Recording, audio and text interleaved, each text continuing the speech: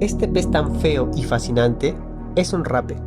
Se le conoce como AF-67 y es autor de uno de los descubrimientos más demoledores de los últimos siglos. El rape AF-67 formaba parte del proyecto Aliade de la Universidad de Plainville. Seleccionaron a 77 peces abisales y los equiparon con microcámaras y dispositivos rastreadores para explorar a través de ellos las profundidades marinas. Una vez instaladas las microcámaras y las balizas de seguimiento, AF-67 fue liberado en el Océano Índico, con la esperanza de que decidiera sumergirse en la fosa abisal de Lamu Rin. Se trata de una fosa con una profundidad de unos 10.500 metros. AF-67 la buceó hasta el fondo. El rape fue uno de los peces elegidos para este proyecto porque cuenta con su propia fuente de iluminación. Eso es importante para obtener imágenes a 10.500 metros de profundidad, donde la única luz solar que brilla lo hace por su ausencia, donde las cosas no emiten calor. Una vez recuperado, este rape obtuvo decenas de imágenes interesantes, pero no especialmente relevantes. En su mayoría, videos de otras criaturas abisales que ya figuraban en el catálogo de los biólogos marinos. Pero, entre tanta información irrelevante, AF-67 hizo un descubrimiento inesperado. En un primer momento, lo confundieron con el cadáver de un cachalote. Tras analizar algunos de los frames con detenimiento, se dieron cuenta de que era un artefacto de fabricación humana, probablemente un submarino hundido. Hipótesis que confirmaron al ver esta esvástica en el fuselaje. Y este número de serie. Esa matrícula permitió identificar el aparato, el U-515, un submarino nazi que produjo muchos quebraderos de cabeza a los servicios de inteligencia estadounidenses y dio mucho de qué hablar en el mundo de las conspiraciones. ¿Por qué? Porque ese submarino desapareció cuando transportaba en su interior la campana de Wallenbach, un artilugio desarrollado por científicos nazis a finales de la Segunda Guerra Mundial, diseñado para viajar en el tiempo. Las mentes más calenturientas plantean incluso que el propio Hitler iba a bordo del U-515 y escapó hacia otra época activando la campana del submarino. Los más escépticos daban por hecho que los nazis nunca consiguieron hacer funcionar la campana. Los más osados fantaseaban con la posibilidad de que la desaparición del U-515 demostrara justo lo contrario. El submarino se esfumó sin dejar rastro porque viajó en el tiempo.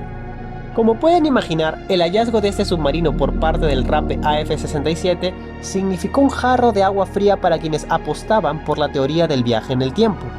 Sin embargo, al diseccionar al pez para practicarle una autopsia, hallaron en su estómago y en sus células síntomas de que había estado expuesto a isótopos radioactivos. La clase de radiación que, según físicos de la Universidad de Plainville, podría liberar, siempre en teoría, un dispositivo destinado a alterar los parámetros espacio-tiempo. Disponiendo de esos datos, se barajó una hipótesis bastante sugerente. ¿Y si los tripulantes del submarino, una vez encallados en el fondo de la fosa abisal, en un intento desesperado de escapar, decidieron activar la campana? ¿Y si la campana viajó realmente en el tiempo? Para corroborar o desmentir esa locura, los investigadores de Plainville estudiaron a fondo los escritos de uno de los científicos más crípticos y portentosos que ha dado nuestro siglo. Refiero a Ilja Mladinec, ingeniero serbio, discípulo de Nikola Tesla. Trabajó diseñando tecnología avanzada para los nazis hasta que el gobierno de Estados Unidos lo rescató en el contexto de la operación Paperclip para beneficiarse de sus conocimientos. Mladinec fue uno de los artífices de la campana Wallenbach. Según sus cuadernos de investigación, el artefacto era capaz de desplazarse a través de la cuarta dimensión, permitiendo viajar a través del tiempo a cualquier objeto en un radio de 8 metros desde su epicentro. Pero, según los apuntes de Mladinec, esa tecnología tiene unos límites. La campana solo es capaz de viajar al pasado. También figuraba en los apuntes del ingeniero serbio el año exacto al que Hitler pretendía retroceder con la campana, el 12.103 a.C.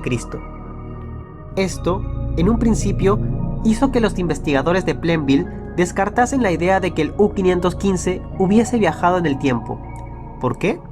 Porque en ese caso el submarino, al hundirse en la fosa abisal, además de transportar la campana, se habría posado encima de ella. La campana habría permanecido desde hace milenios esperándose a sí misma en el fondo del mar. Y las imágenes del Rape no mostraban ningún otro objeto además del U-515. Fue Margaret Kanker, catedrática de astrofísica de la Universidad de Plainville, quien se dio cuenta de que estaban cometiendo un pequeño error. No estaban contando con la rotación de la Tierra. La campana viaja en el tiempo, pero no en el espacio. Mientras se desplaza a través de los años y los siglos, el planeta gira. En la latitud correspondiente a la fosa Llano Rhino, a más de 1000 km por hora. Dicha velocidad de rotación ha aumentado en los últimos siglos debido a la superpoblación. Hemos aumentado la masa del planeta de manera significativa, y ello implica que ya no giramos tan lentamente como hace algunos milenios. Por si fuera poco, la angulación del eje de rotación de la Tierra también ha cambiado. En otras palabras, un objeto que retrocediese al año 12.103 a.C. no aparecería en el mismo punto geográfico en el que inició su viaje. Kanker hizo los cálculos teniendo en cuenta los cambios en el eje y la velocidad de rotación a lo largo de los últimos 14.122 años y llegó a la conclusión de que la campana, de haber retrocedido hacia la fecha para la que estaba programada, habría llegado aquí. Una zona inhóspita del Himalaya, a casi 5.000 metros de altura, dentro de lo que hoy en día conocemos como el Tíbet. La Universidad de Plainville envió una expedición express a esa zona del Tíbet. ¿Encontraron allí la campana? Por supuesto que no, pero hallaron restos metálicos que pudieron pertenecer a ella, y aún más importante, isótopos radioactivos idénticos a los del Rape AF-67. ¿Realidad o ficción? Lo dejo a tu criterio. Para conocer esta y otras historias de misterio, pueden visitar el Twitter de Juanjo Ramírez Mascaró. Deja en los comentarios qué te pareció este video y qué otras historias quieres que te narre. Conmigo será hasta otra oportunidad.